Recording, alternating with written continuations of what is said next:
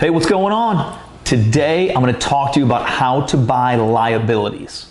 So, we all understand that assets are what we should be buying, but the fun stuff, the planes, trains, and automobiles, right? And the vacations and the watches and the fancy bags and the fancy shoes and the fancy clothes, like those are all liabilities. How do we pay for them? How do we buy them? How do we do it in a responsible way? There's only 3 ways to buy liabilities, and I'm going to explain all 3 of them to you in this video.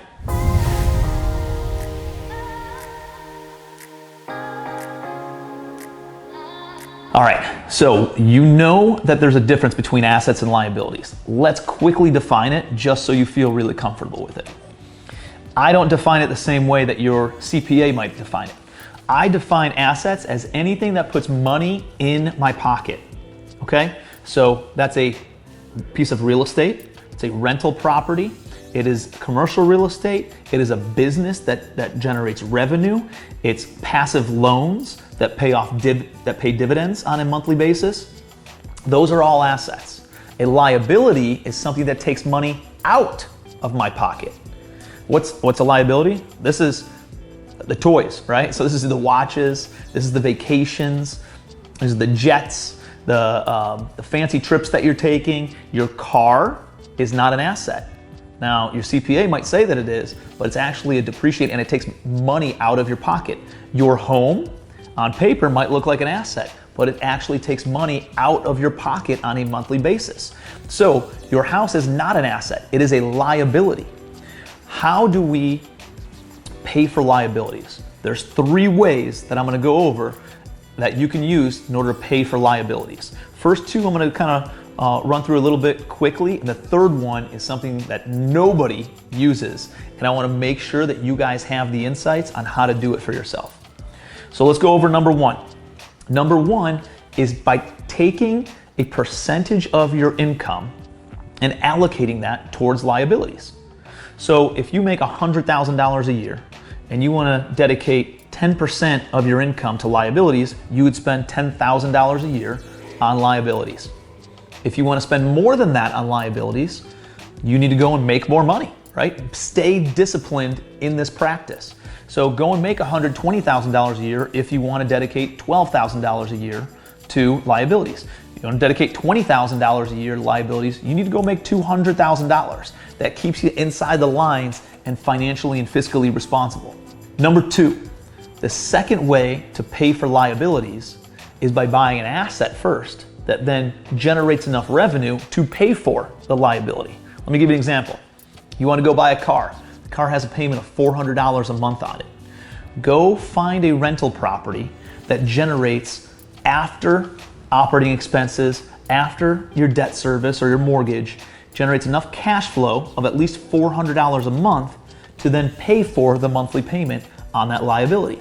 So you go buy a single family house or a duplex and you generate revenue, you generate the rents on a monthly basis. You use those rents to cover the operating expenses, the taxes, insurance, utilities, maintenance, management on the property. You use it to cover the mortgage payment on the property, and then it leaves you with about $400 a month in passive cash flow. We'll call it residual cash flow because you're actually working for it, right?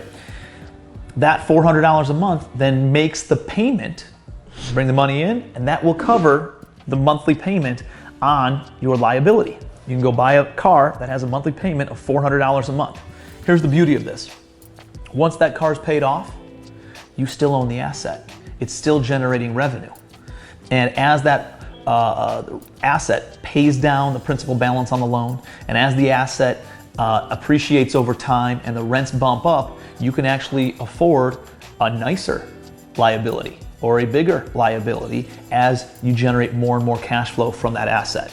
It's amazing practice, an amazing thing to implement. Stay disciplined. Don't buy the liability until you buy the asset first. All right, the 3rd way to buy liabilities is a little bit outside the box, and I fell into it on accident. Parkour. I don't want to just tell it to you, I got to tell it to you through a story. So, envision this. It is spring 2017. The Cleveland Cavaliers with LeBron James had just won the NBA Finals the year before. I have season tickets, because I was living in Cleveland at the time, to the Cavs. The Cavs are on a tear through the Eastern Conference. They're going to the playoffs. And I got a message while the Cavs were in the playoffs from my season ticket guy.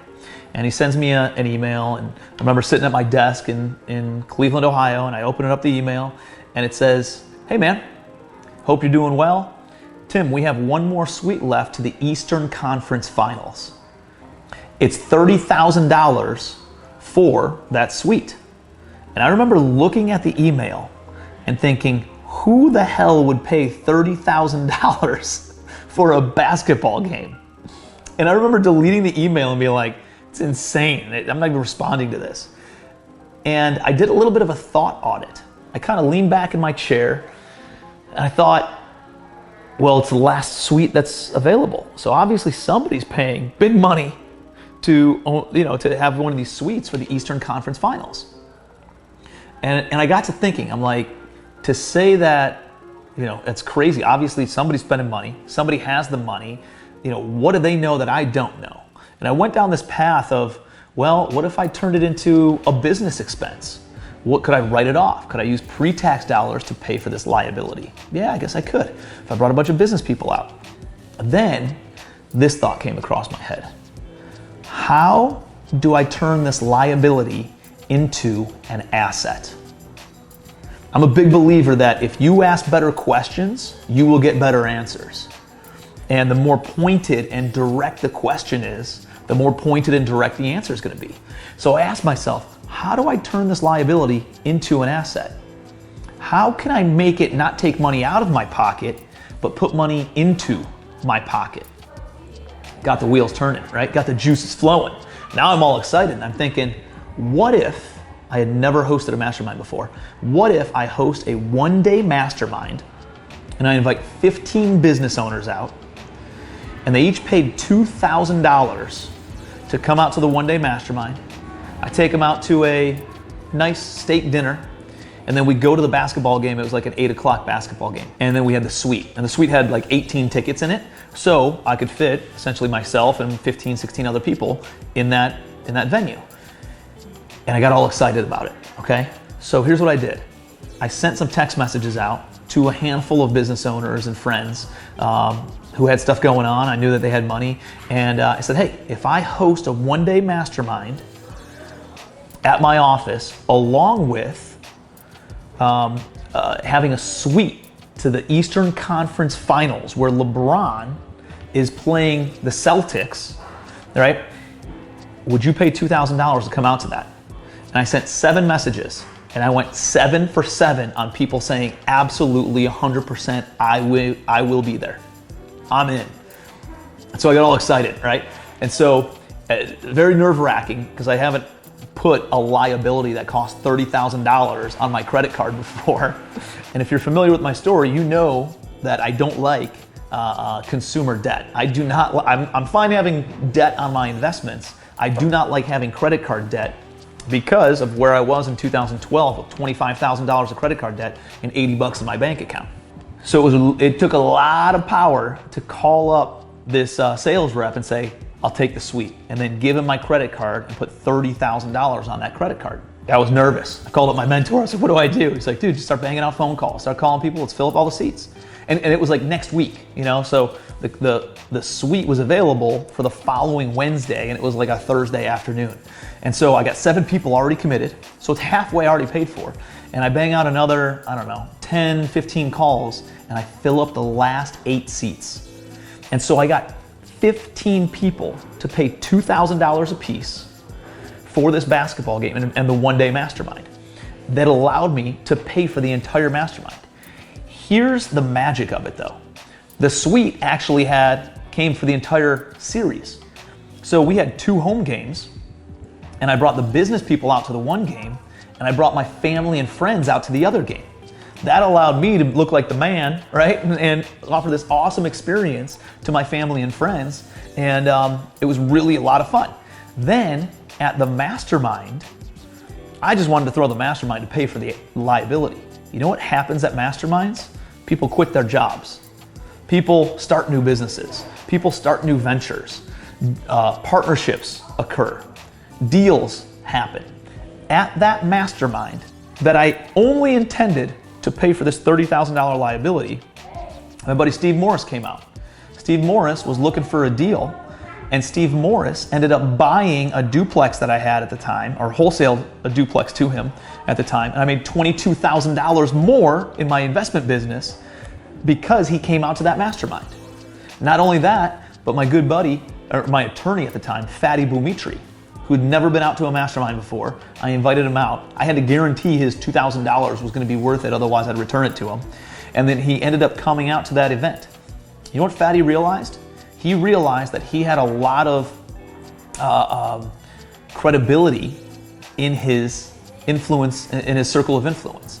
And there were a lot of people who looked at him as an attorney and said, what should I do with my money? How should I invest it? And Fatty was always concerned about going down that path with his clients.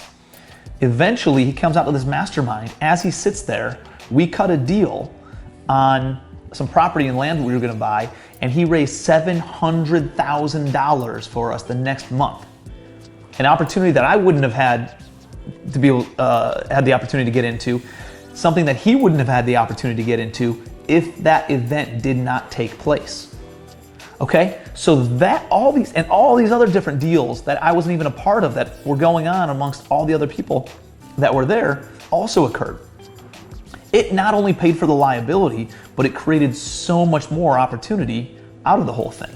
So not only that, but then we go to the cab suite and everybody's taking pictures, everybody's taking videos, they're all on Facebook Live and tagging each other.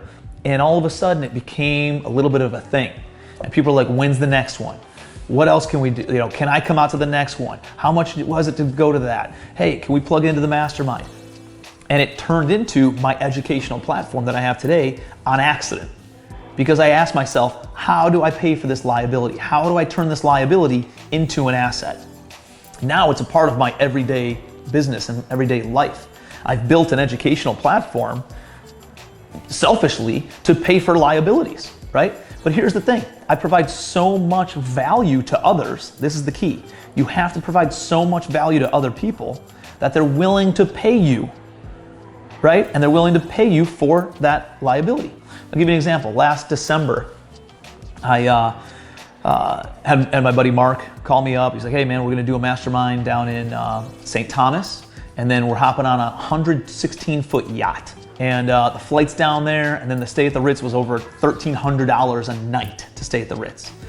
A flight down there, just regular business, or not even business class, or not even first class flight, was somewhere around, I don't know, 800 bucks. I flew first class, so that was a couple $1,000s. It was like 1,800 bucks. And my wife was coming.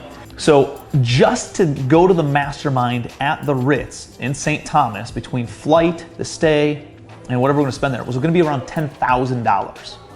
Okay? Then I got invited onto this yacht. The yacht was $100,000 for the week, and there were 5 cabins. So each cabin was responsible for $20,000. So all of a sudden, I was gonna be gone for, I don't know, 8-10 days, something like that. And I'm looking at this $30,000 liability, this $30,000 vacation that I wanna go on. And I'm thinking, how do I turn it into an asset? So here's what I did. I tacked on 2 days on the front end. And I called up, and I posted actually on social media. I said, hey, here's what we're doing. I'm only opening up 6 seats, $7,500 per person. Who wants to come? You got a business partnership, that's fine. You can bring your spouse or your business partner or whoever.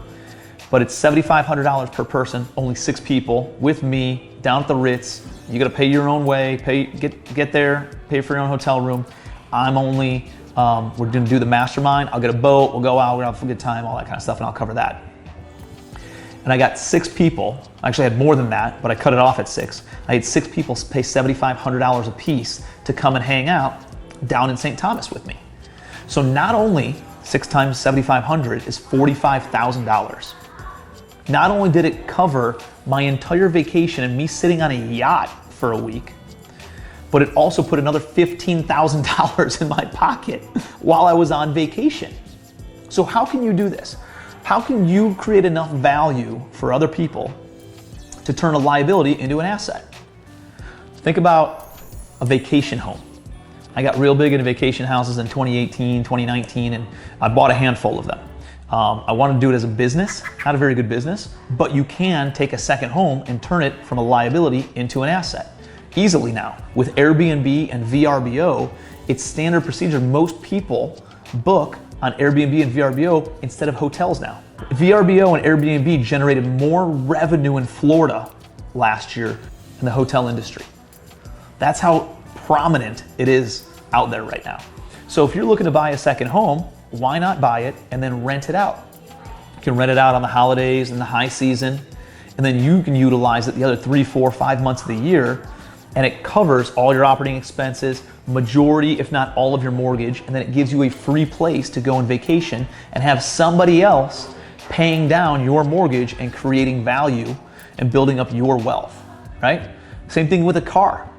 Just like they have Airbnb for houses, they have Turo, T-U-R-O, for cars. You can do the exact same thing with a nice car. I jumped on Turo. I thought about chasing the shiny objects and doing it as a business. But then I realized that most of the cars and the highest return on investment cars that they rent out on Turo are minivans. And so it was a lot less sexy for me. So I decided not to do it, but I got a buddy who likes exotic cars. And he goes and buys a couple-year-old exotic car, and then he puts it on Turo. He rents it out. He's got to rent it out for 6 or 7 days a month. It's a little bit of a business. There's some work that goes into it, but it pays for his monthly expense, his monthly car payment on that car. And so he's got a Porsche, he's got a Jeep Wrangler, and he's got a couple other vehicles that they utilize, and they rent out 7 to 10 days a month. It pays for the car payment, and then they can go and play around with it whenever they want the rest of the days of the month.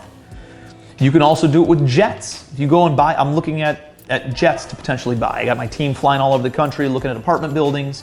I can utilize it for our own services, but I also want to be able to utilize it for personal use as well. I can't really justify spending that much money on something. Right now, it's hard for me to kind of work that muscle right now. I'm not to that level yet where I feel comfortable doing it. But what I'm looking at doing is taking it and then chartering it out. I can utilize it for our business. That's key. I can utilize it for personal, and I'm willing to pay for that. But what do we do when it's sitting the rest of the time? You can charter it out. And there's companies out there where you can do this with jets. You can do this with boats. They will charter your boat. They will charter your jet to people who want to utilize it, and they'll pay you rent on those liabilities. And you're taking things from the liability column and turning them into the asset column. So you can do this in so many different ways, with so many different things. Your jets, your boats, your houses, your cars, your vacations, all these different things that you can utilize to turn liabilities into assets. So hopefully you got a ton of value out of that. It's something I'm really passionate about because I fell into it and it has completely changed the dynamic of my life.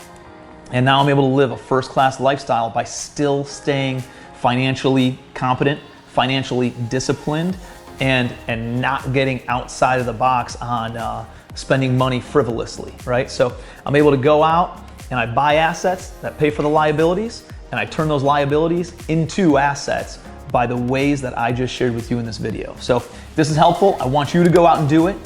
Go and collect some liabilities, but turn them into assets, or go buy assets that pay for those liabilities, and let me know how it goes for you. I know it'll change your life too. So appreciate ya. Be your best.